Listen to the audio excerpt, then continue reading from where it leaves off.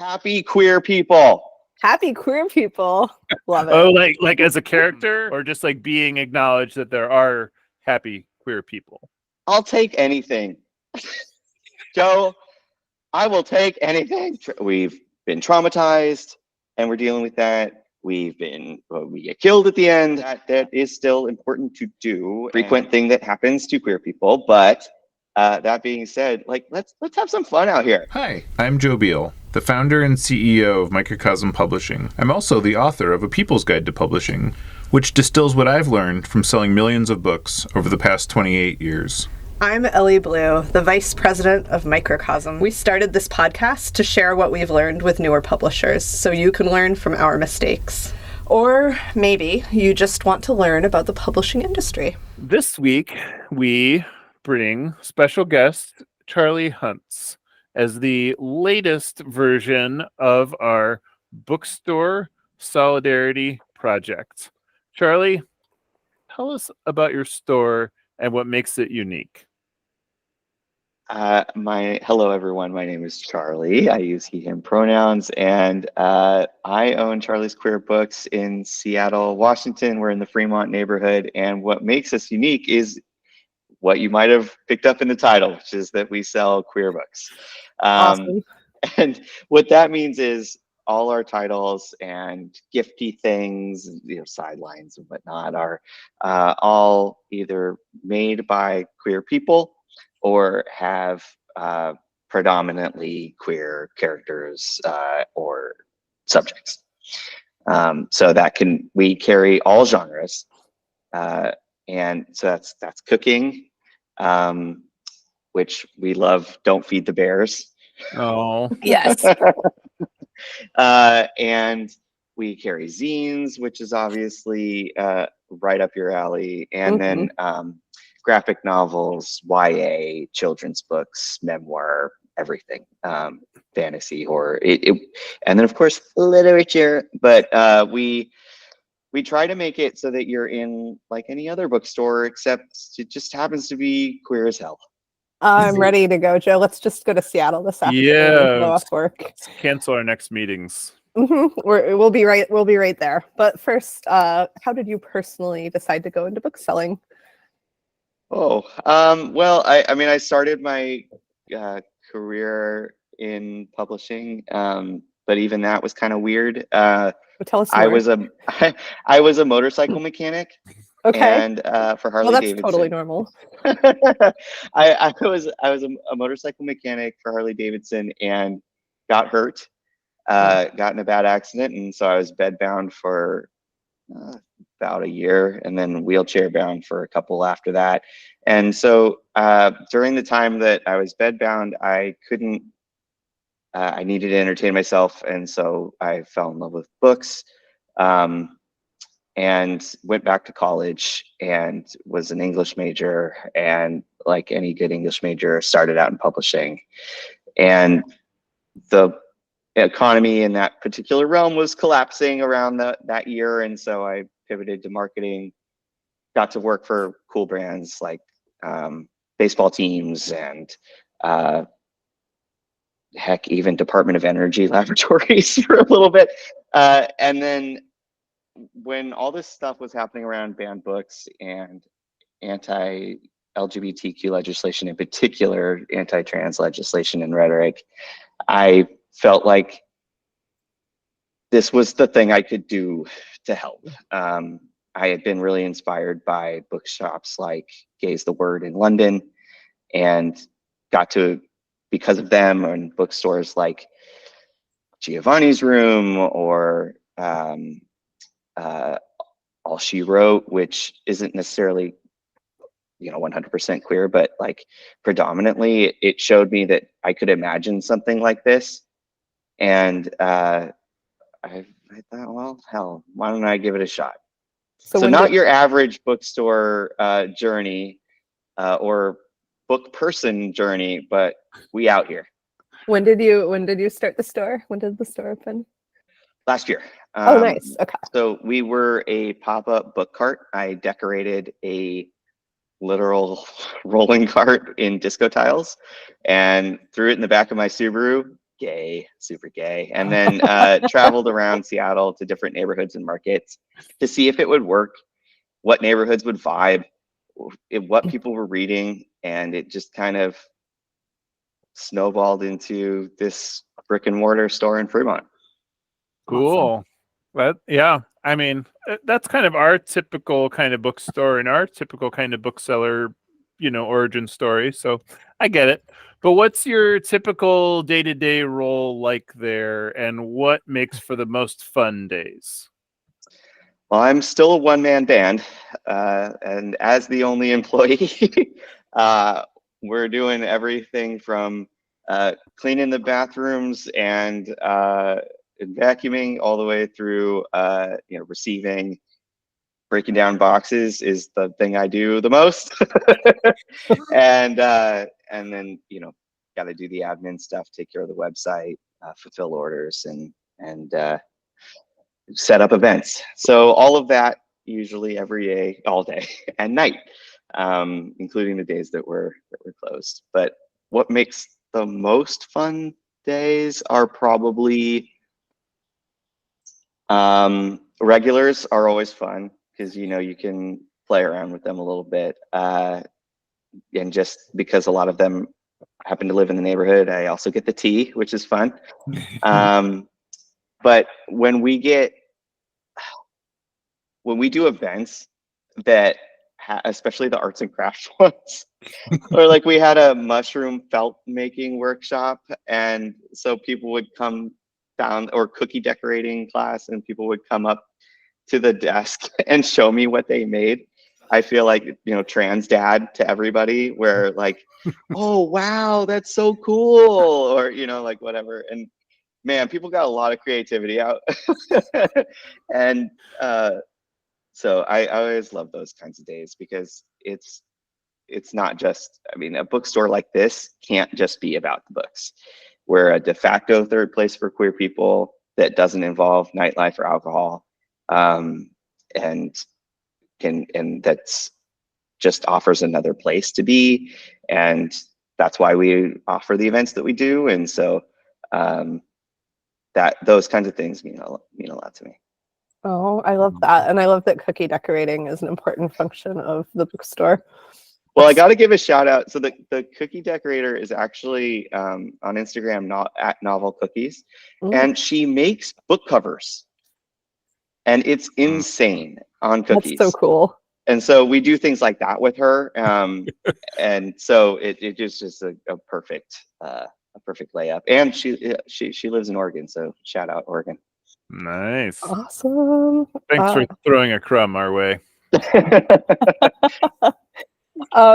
So you have worked in the publishing industry, as well as now being a bookseller. What do you wish that more publishers understood about bookstores, or like what do you wish you had understood about bookstores when you were in publishing? Oh man, I think how fast things change, especially I can only speak as a new bookstore, right? So like I'm learning what genres I need to flex and decrease also throughout the seasons and quantities, and figuring out which authors are local and which authors are queer. And so I think publishers have a very intimate relationship with their authors and editors, and so I almost wish that that relationship was more personal, so that you could help really niche bookstores like me know, Right. hey, you might want to check out this title, or whatnot. And so like Microcosm was able to help me with a few titles in that regard. I also do a lot of awkward Googling. Nice. So like Please Don't Feed the Bears, fit our scheme. And so, and a few other titles that weren't as, obvious, right, quote unquote. But I think just the speed at which I've had to move away from, let's say, YA nonfiction, and move closer to YA horror, or definitely bump up my sci-fi and fantasy here in Seattle. So I think that kind of understanding and care would be something. Yeah. So you're a nerd safe space too. That's good. That's good. Somebody has to take care. I guess you're a queer nerd, so it's like there's like a Venn diagram redundancy bubble that the nerds are inside of, right? So it's not a different role. It's just part of your greater role of like creating a third safe space. But okay, and on a related note, I've been into this. It's just so utterly perplexing, where sometimes we will have a book, and it's literally about a queer character, and they will just bury this so deep into the marketing that you basically just have to know that.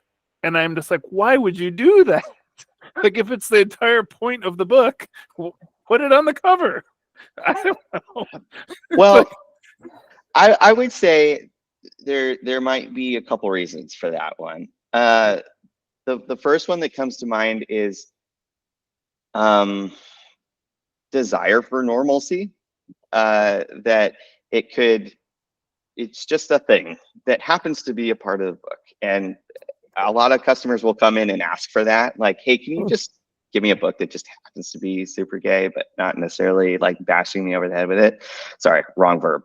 But I would say, like, the other reason would be maybe it's their own trauma coming through a little bit, that like that wasn't always encouraged. And I would say, though, if Microcosm does a really good job making you feel like you could, like, at least for your authors, not me, I don't know about, for the authors that you just are a distributing arm, but like for your personal authors, that you could be weird as fuck, queer as fuck, like all over the place, and it would be okay. Punk as hell. I do have Okay. That's great. for the audience, because Nice. this is a podcast, I have PUNX tattooed on my knuckles. Talk about overlapping nuts. Venn diagrams. Okay. Yeah, it is quite large. So I don't think it's necessarily that last idea is necessarily a microcosm thing, but like that could be part of it. I do think that right now there's so much queer baiting and like rainbow washing that maybe that's another reason, where like I met a coffee producer who didn't lead with the fact that they were queer owned, and I'm like, what the heck? Right. That would have been, you gotta go for it, and they just didn't want to engage in that whole thing. And I get it. It's just a part of who you are. It doesn't necessarily have to be your whole brand. Unfortunately for me, it is my whole brand. Right. Well, that's good though. I mean, and so the number one reason cited to me is that it makes you ineligible for rewards if you tell people that it's this kind of book, which makes no sense to me, because I'm like, well, why?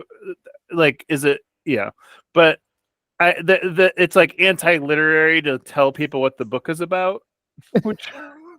That's a publishing industry problem right there. Yeah, I mean, That if goes there deeper. ever was one, it's that one, that you just like have to be so pretentious that you would call the book like Stump or something, but it's that, or else the other one I've heard primarily secondarily is that if you say that and it's a book below a certain age reading level, it's a problem for libraries via parents, because then they don't want, it's like putting fuck on the cover of the book, that like the parents are like, hey, wait a minute, what's this? And so like that one at least makes sense to me. But then I'm like, can we get like a sticker or a dust jacket or something that tells you why you love this book? But so thank you for putting it in the title of the store, because it helps. and it helps people to feel welcome and comfortable. But that was my interlude. My actual question is, so what, like, is there something that publishers think is important but doesn't actually matter?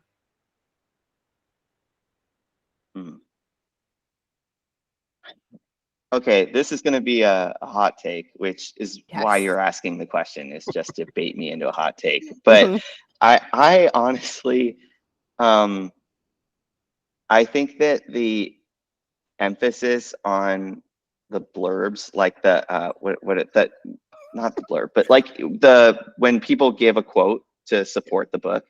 Yeah. It's a term for that. I'm losing it on my mind. It's a That's a blurb. I blurb. would call it a That's a blurb. blurb.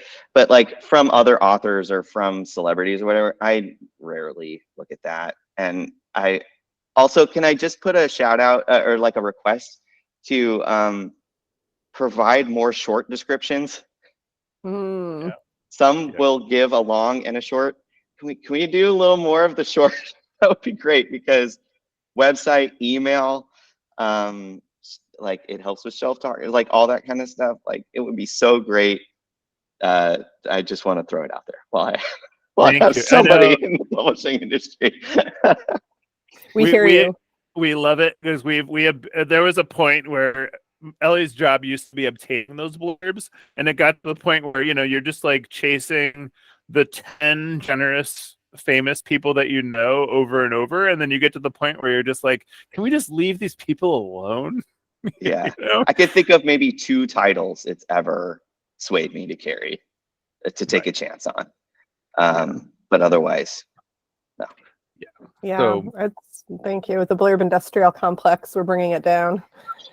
yeah. Sorry, Ellie, I don't mean to discredit all your blood, sweat, and tears. Oh, No, I no, already self-discredited it long ago. I actually just stopped doing it during the pandemic. We got busy and I was like, something's got to go and blurbs have got to go. That's You know what? It reminds me of sideline reporters, like with on sports, yes. where the poor reporter has to ask the same coach over and over, the same player, the same question over and over again. And they're like, we play 162 games. Like, I'm not going to give you a fabulous answer every time. And the question is always like, how did it feel to not win? Yeah. Yeah. Must have felt great. Yeah. Okay. Well, thank you for bringing down the Blurb Industrial Complex with us. We appreciate it. Anytime. So back to what's really important. What is the most important thing about bookselling for you? I don't want to say the community word, but it is, because it's just so worn out at this point. I'm trying to now think of other ways to describe that. But at least for me, it's just a space where you can be, like we have a lot of customers who come in and just, they want to see themselves on the page. They want that representation.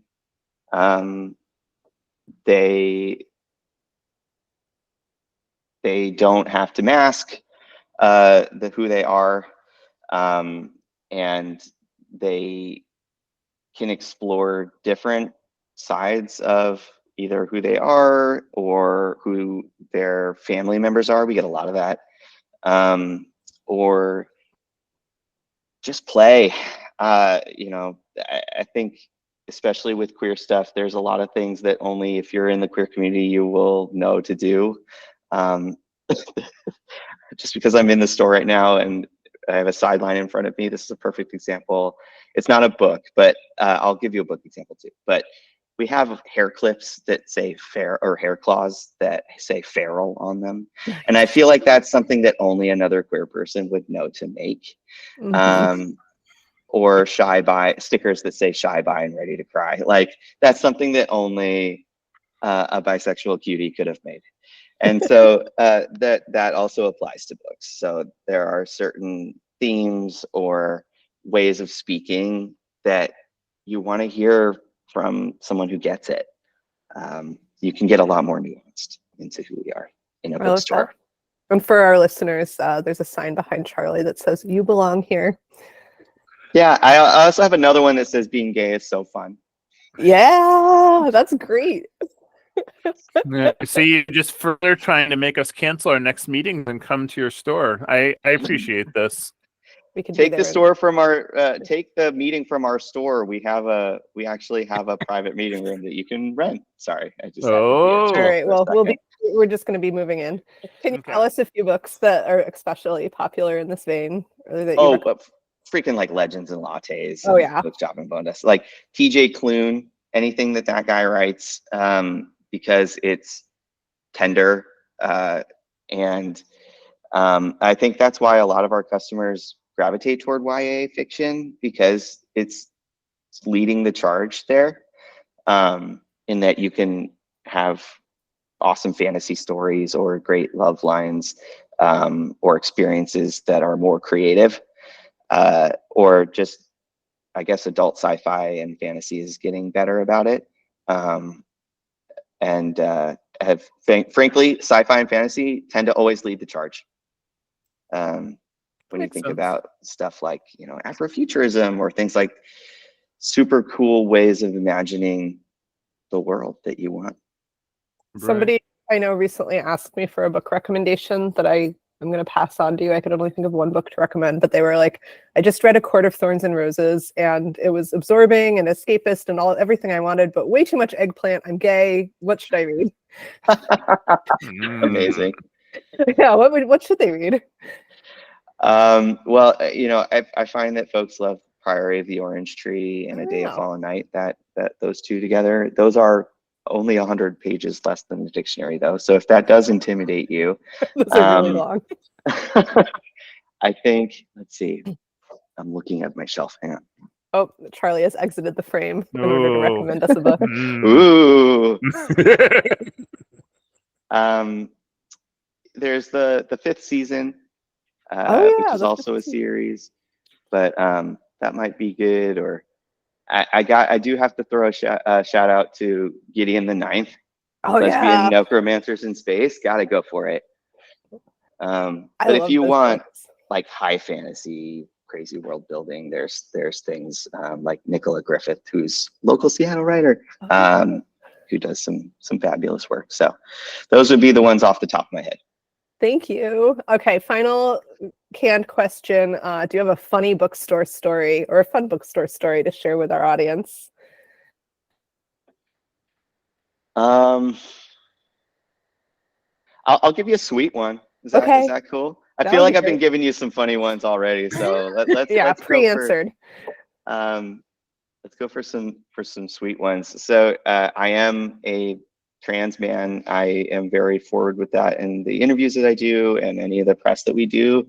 I do that so that people can see a healthy, thriving, stoked trans adult. And so we do get a number of little ones who come in. And a week or two ago, we had, God, she couldn't have been like more than 6, probably 5. And their parents came in to show the kid a healthy, thriving, stoked trans adult. And she ran up to me and she goes, this. Oh, no, Charlie, you've gone silent. It's weird. Can you hear me okay? Yeah, now we can. All right. Do you want me to start from the beginning? So you have no, you can just say, it cut out right when you said what she said. Okay. So you can just say, she said. She ran up to our table and she said to me, I'm trans, okay, bye. And then ran out the store. Just exit stage left, full speed, out onto our porch. And one parent chased after and the other just hung with me, just like, yeah, this is a normal thing. And that was pretty cool to be able to see awesome. Just that it didn't have any of the connotations that unfortunately society will try to throw on her. And she was just happy and thriving and running full speed. I love that. That is a great happy queer people story. Right, I guess, yeah. That's, I mean, like, kids always have the best forms of expression because they're like don't know what to expect, or like they don't know how people are going to react. So then when they have that moment and then they're like, oh yeah, that happened, and like they're like she's going to remember that super differently than anybody else. Like when she tells that story, she's going to be like, I did what? Oh yeah, I hope that it's one of those stories that parents use, like when you bring home your first, your first partner to embarrass you. I Yes. hope that it becomes like that. But I mean, they did tell her that I was trans, so like maybe that opened the door. But I like to imagine that she's just doing that left, right, and center. Love that. Right. Love that That's kid. awesome. That kid for mayor. Exactly. Yeah. Awesome. Nice. Well, Anything else you want to share?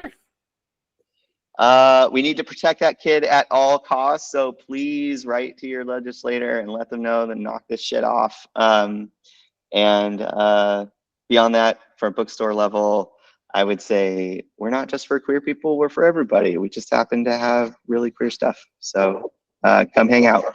And delivery just came to the door. So awesome. All right, Great time to timing. jet. Thank you more books. so much, The Charlie. people demand books. Thanks for joining us once again. Please send your questions to podcast@microcosmpublishing.com so we can answer them on future episodes. And please give us 5 stars on iTunes and everywhere else that podcasts are reviewed. You can find us on the internet at microcosm.pub, On Twitter at Microcosm.